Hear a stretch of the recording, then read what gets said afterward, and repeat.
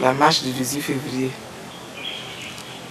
Nous nous sommes retrouvés à cette marche le matin et j'ai découvert un Laurent tendu. Il était méconnaissable. Il était méconnaissable parce que il avait appris que cette marche-là allait être un moment d'épreuve et que Nguetapa avait été prévu. Et il ne m'avait pas donné l'information. Il ne m'avait pas donné l'information. Il avait même essayé de me convaincre de ne pas aller à la marche. Je ne comprenais pas. Et je me disais, mais comment ne pas être à une marche? C'est pas possible.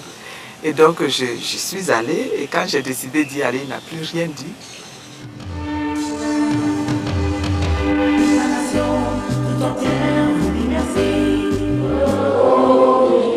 Les forces qui redoutent l'ouverture démocratique s'organisent. Et le mardi 18 février 1992, une répression sauvage s'abat sur les démocrates ivoiriens. En mai 1991, à la cité universitaire de Yopougon, une descente policière commandée par la FIEPAC avait estimé que les étudiants faisaient trop et donc voulait leur en faire voir. Ils ont cassé de l'étudiant et ça avait traumatisé tout le monde. Et nous sommes descendus dans les rues, nous avons manifesté, nous avons obtenu du président Houphouët à l'époque la mise sur pied effectivement d'une commission d'enquête. Elle était dirigée par le magistrat Camille Oguier, composée par le pouvoir, par Houphouët lui-même, et les conclusions étaient accablantes. La responsabilité de l'armée, du général Gueye, à l'époque c'était lui qui dirigeait l'armée, c'était lui le chef d'état-major, avait été nettement, clairement identifiée. La commission a remis les conclusions de ses travaux au président de la République. Ce dernier a estimé qu'il ne pouvait pas retourner son propre couteau contre lui-même. En février 1992, nous sommes à nouveau descendus dans la rue pour demander que les militaires soient sanctionnés. Parmi les marcheurs, il y avait les étudiants de la FESI. Parce qu'au même moment, devait avoir au palais de la justice le procès de leur secrétaire général, Aipo. On n'était même pas à côté du palais de justice, même pas dans ce convoi-là, dans cet alignement-là. On a déjà vu les voitures brûler très loin. Et qu'on avait déjà préparé des voitures à être brûlées avant qu'on arrive. Notre marche a été violemment dispersée et ils ont tiré même à balles réelles. J'ai pris ma jeep pour sillonner dans le plateau. Et j'ai remarqué que le véhicule du secrétaire général du FI était stationné vers la rame. Quand j'ai entendu les militaires hurler « Tuez-le! Tuez-le !» La seule pensée que j'ai eue, j'ai dit « Ah, c'est donc comme ça que sont morts Lumumba et Ben Barka. » C'est au même moment que les militaires sont arrivés.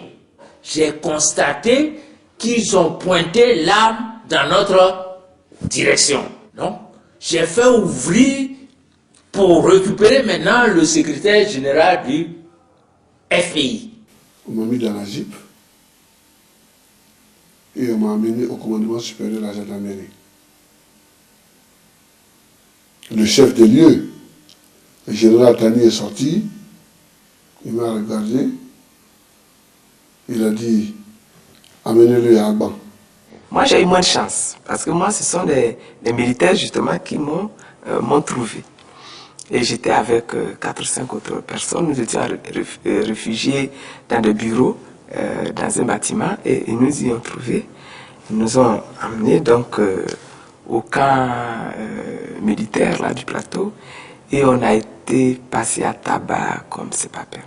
Une fois de plus, ce sont les gendarmes qui, sur leur radio, ont écouté les commentaires des militaires et qui ont découvert donc où les militaires nous avaient menés et les traitements qu'ils étaient en train de nous faire subir. Ce sont eux qui sont venus et qui nous ont arraché des mains des militaires. Mais moi, je m'étais évanoui sous les coups. Je suis arrivé à Agban où j'ai trouvé ma femme agonisante quasiment. Kadio Monokro agonisant. Cette marche a commencé avec 200 ou 300 personnes environ, qui étaient pour la plupart armées, me dit-on, de toutes sortes d'armes, de gourdins, de pierres, de haches, etc. Tous les leaders des partis d'opposition qui ont participé aux manifestations d'aujourd'hui et qui ont été pris en flagrant délit de destruction ont été interpellés. Et la procédure judiciaire suivra son cours. Les forces de l'ordre ont reçu toutes les instructions nécessaires pour faire leur travail avec tout le sang-froid nécessaire. Monsieur Gbagbo a été pris en flagrant délit de casse. Mais certainement, vous l'avez vu et plusieurs personnes l'ont vu, je crois, ce matin. 5 militaires qui ont brûlé la voiture de M. Gbagbo. Qu'est-ce que vous pensez de ça? 5 militaires ont brûlé la voiture de M. Gbagbo. Vous y étiez présent, vous les avez vus? Je préfère avoir des preuves d'abord.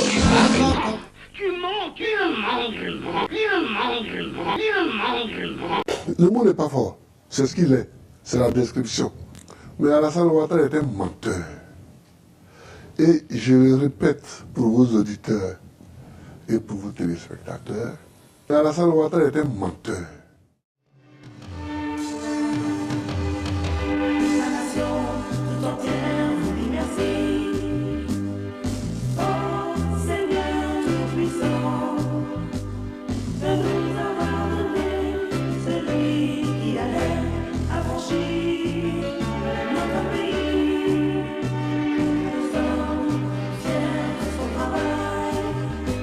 Devant